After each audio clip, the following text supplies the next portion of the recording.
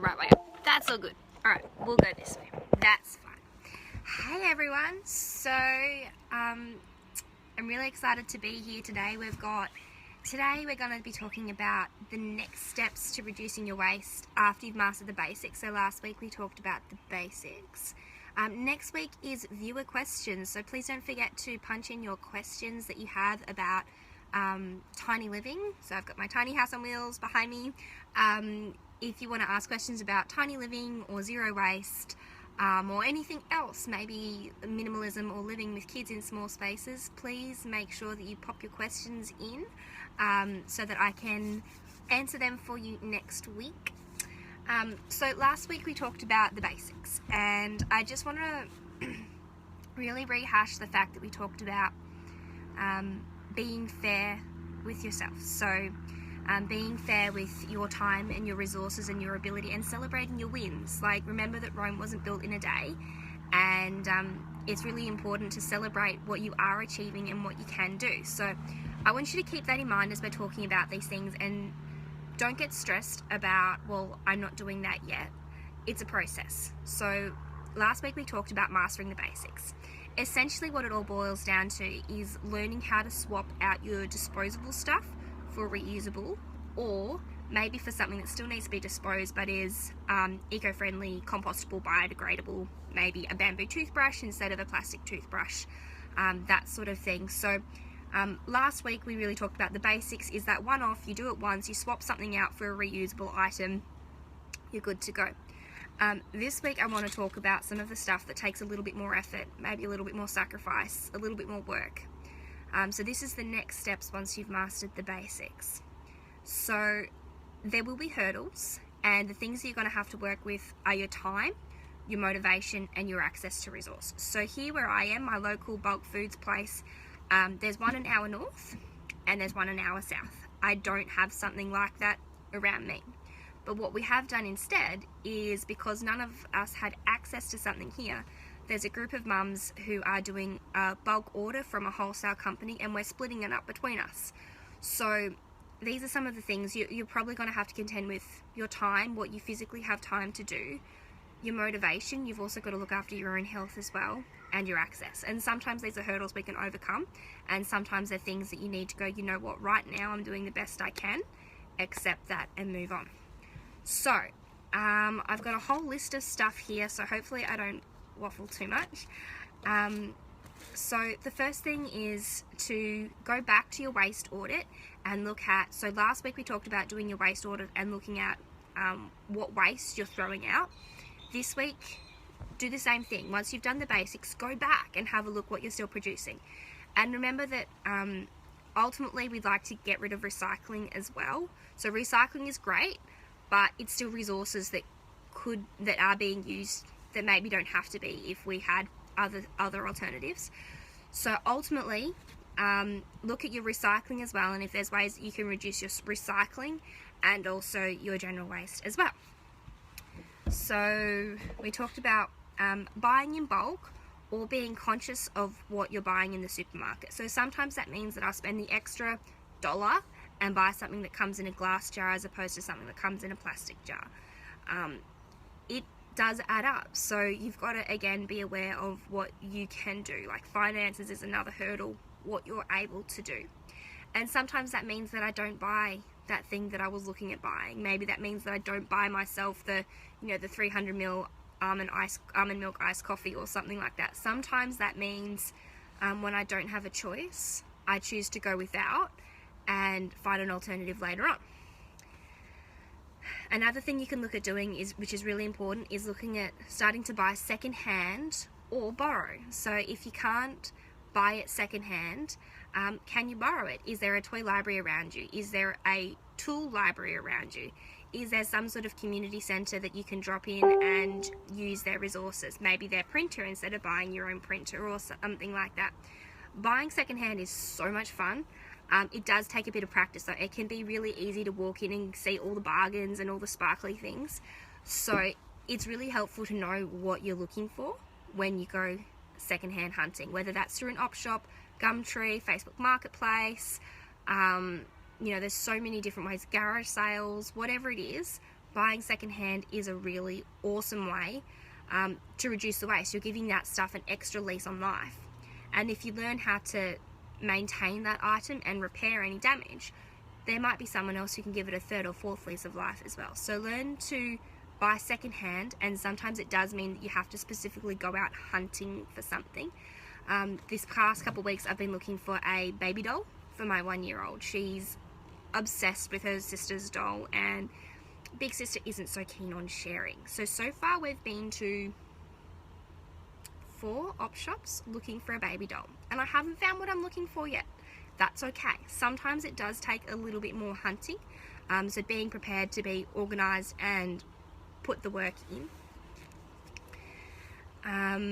When you're buying secondhand, it's a really awesome idea to start thinking about what fibres you're buying as well. So my clothes, when I'm buying new clothes, I always try to look for natural fibres.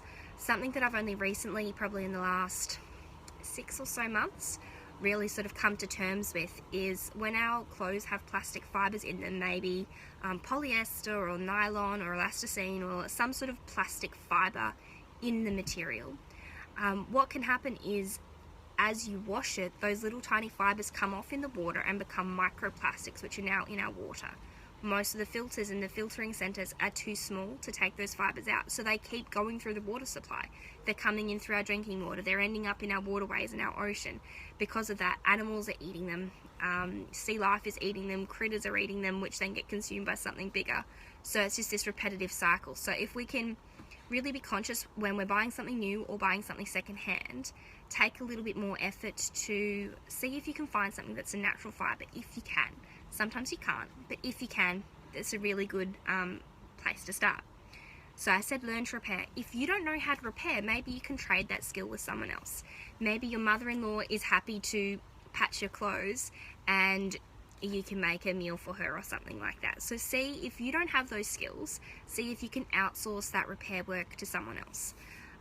There's some really awesome programs set up. There's nothing around here, but I know in Sydney and in Newcastle, they have programs, which I'm sure are around the country, where they're actually setting up repair cafes, teaching people, so you can come in with your broken items and someone will teach you how to maintain and repair that in future, so that you're, rather than going, oh, it's broken, chucking it out, you're able to give that item another go of life by repairing it, giving it some maintenance. So for a lot of families, especially, if you look at your waste, probably a lot of it is going to start being lunchbox items. If you can learn to swap out lunchbox items, that'll make a really big difference. And maybe that rubbish isn't coming home to you. Maybe that rubbish is getting disposed of at school, and so you're sort of forgetting about it. But if you can start swapping out, invest in a lunchbox that you love, that your kids love, and start using that. That makes a really, really big difference. Another one that was pointed out to me recently, and this is something that I haven't started doing yet, but I think is a really awesome idea, is spend some time each week, just write one email each week to a company asking them for better. Ask them to improve their packaging, ask them to improve their item, to get rid of the excess waste. It's amazing how often you buy something, where did I see? I saw bamboo toothbrushes. I reckon it was in the super. I reckon it was Coles or Woolworths. I saw bamboo toothbrushes in, but they come packed in plastic. So, you know, if we can start contacting these companies who are sort of heading the right direction and asking them to do better, you know, that's something that we can do to improve. There's only so much that we can do as individuals. So if we then start putting a bit of the responsibility back on companies, that effort gets multiplied. There's only so much we can do by ourselves, but if we put the responsibility back on the producers, well, then it decreases the flow onto consumers. What else? Okay, so a couple of the things that take a little bit more organisation. This is a little overwhelming, confronting, awkward in the beginning, but have a go at taking your own containers next time you get takeaway. Our local takeaway place is happy for us to bring in containers, and so there's a Chinese place that sometimes we'll get, you know, rice and Chinese, and there's a fish and chip shop who's happy for us to put our fish and chips in our own containers. So that decreases that, either the takeaway Chinese containers coming home, which is recyclable plastic, or styrene containers, which is not recyclable generally. Most councils don't recycle. Our butcher's also happy for me to bring in containers, and so is the local fishmonger, but they're things that do take a little bit more planning. You've got to be prepared and have your containers with you. And that can be a bit challenging when you're carrying the kids and your handbag and your shopping bags. Like, it can start getting a little bit challenging to take all that stuff with you. So this is what I mean about going back to those hurdles. What do you have time to do? What do you have access to do? What are your resources? And start working within your own parameters, and just accepting one step at a time is a step in the right direction, and celebrating that. When someone's only making one step, and that step is to cut out disposable straws, let's celebrate that. Let's celebrate the progress that people are making.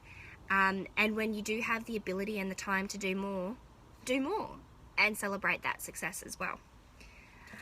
So I spoke a little bit on it before, but I think it's really important to look for ways to reuse as opposed to just recycling it. So one of the ways that I've done that is I collect our glass jars and I take them into the op shop, or I just stick them up on Gumtree and someone will come get the jars that they then use for making their own jams and preserves and chutneys. I don't have time to do all that stuff at the moment. I really don't. So if I can give them to someone else to reuse them as opposed to just recycling them, I'm giving them a second lease on life. The cardboard from our cereals and things like that, if we do get something packaged in cardboard, that can be a great craft project for my 3-year-old. But again, working with your own parameters of what do you have space to keep, and making sure that you're not pushing yourself over the edge as well. So put those things together and see if you can find ways to reuse rather than just recycling. I'm waffling on, so if anyone has any questions, feel free to pop them up so I can interact with that. I've still got a couple things to talk about. So another way is to cut down on meat. So if you just have one meat-free night, meatless Monday or vegetarian Friday or whatever you want to do, start cutting down on meat. I'm not calling for people to be vegetarian or vegan. I'm not vegetarian, I'm not vegan. But we do consciously try to keep our meat consumption low. Not only does that keep all the packaging from the meat low, but it also does a little bit for reducing the industry as well. So that's something you can think about if your family's ready to do that. Swapping over to one meat-free meal a week. Or maybe if you're already doing one, can you do a second one? Things like that. That's another way to go about things. And learning to produce your own food. Can you throw in a garden somewhere? If you don't have room for a garden, do you have room to put a couple pots somewhere? Can you grow some of your own herbs or your own vegetables? What food can you produce for yourself? This is something that I'm actually honestly currently not doing at the moment, because I know that we're moving in the very near future. In 3 months we're moving. So at the moment it's not time for me to set up a garden, which is frustrating, but you know, that's where we are at the moment. But the alternative to that is I buy our vegetables from the markets, or I get a delivery from the market. Someone else goes and does the market shopping and I get a delivery of market vegetables. So producing your own food and cutting down what you need to buy from the supermarket is really helpful.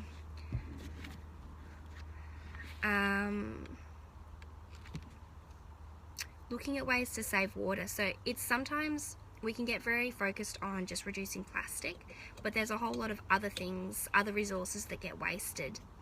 Water is one of them. So is there a way that you can cut down your water? Could you put a bucket in your shower to collect the water while it's heating up? Could you hook up to a grey water system? Could you, instead of pouring your kettle down the drain when it's been there for a couple of days, could you take it out to the garden instead? Is there a way that you could cut down your water? Maybe you could use a tub for the kids' bath instead of filling up the whole bath. Cutting down your water, it's just another resource that we can learn to be smarter with, that we can learn to save. And then of course there's the things around the house that we can keep swapping out. So we talked about some of the single swaps last week. Things like swapping out shampoo for, I forgot to mention shampoo bars. There's toothbrushes, there's toilet paper. If you want to look at buying toilet paper in bulk, there's a few companies out there that do completely plastic-free recycled toilet paper. There's Who Gives a Crap, and there's another company as well, I'm struggling to think of what their name is, But if you can be a little bit more prepared to buy ahead and buy in bulk, there are more things that you can do. Your stationery. Could you swap out, instead of disposable pens, could you swap out to a refillable pen, and instead of a highlighter, a watercolor pencil does beautifully at highlighting on paper. So these are just some of the ideas that I've come up with. And I mean, this list isn't conclusive. So as a family, we're down to about 1 shopping bag full of rubbish a week. Sometimes it's 2, sometimes it's 1, it just depends. But that's as a family with 2 kids, and I'd love to get it down further than that. And it's, you know, that's the goal that I'm currently working on. But I also have to be fair with my own time and my own abilities and what I'm able to do, what's within my parameters of what I can do. So go back to your waste audit, work out where your rubbish is still coming from.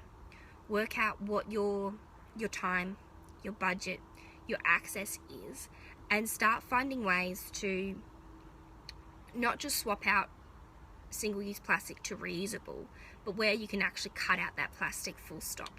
Is there a way to buy your food without plastic? Is there a way to buy your meat without plastic, or buy your bread without plastic? Could you take a pillowcase to the baker and get your bread straight in the pillowcase? Could you start cutting down on some of your resources like water or oil or fuel? Is there a way that you can cut down on how much fuel you need each week? Maybe you have the ability to 1 day a week ride to work, or 1 day a week stay home. Instead of going out and doing errands on that day, move those errands to another day and stay home 1 day. Start looking for ways to better your skills. Maybe you need some help in the kitchen learning how to cook some of the foods, or make your own almond milk, or make your own pancake batter instead of buying your shaker pancake batter. Maybe you can get some help learning how to cook some new things in the kitchen, or maybe you could get some help learning how to repair stuff. Maybe you can plug into the community garden and start getting someone to show you how to garden so you can start producing your own food. So these are some of the things that I've come up with. These are sort of more the next steps once you've mastered the basics. Where do you go from there? What can you keep doing? And look, there's some really awesome people who are so much better at this than me. Bea Johnson is really great if you want to get her book and look up her YouTube stuff. And we can all learn from each other, and like I said, learn to celebrate what other people are doing, the choices that other people are making, or the inspiration that some people are. Like, look at the people who are influencing other people to make change, and let's celebrate the efforts that people are making, not only to reduce their own waste, but also to encourage other people to reduce their waste as well. So I hope this has been helpful. Like I said, it's not a completely conclusive list. There's always going to be different stuff. There's always going to be more stuff. The world is constantly changing, and what comes into our home is changing too. These are some of the things that I've put together as an idea for things that you can start changing around your home, around your workplace, to start making these changes once you've got the basics mastered. So I hope that's been helpful. Please don't forget to pop your questions down for next week so that I've got some viewer questions to work with, and we'll see you soon. Bye.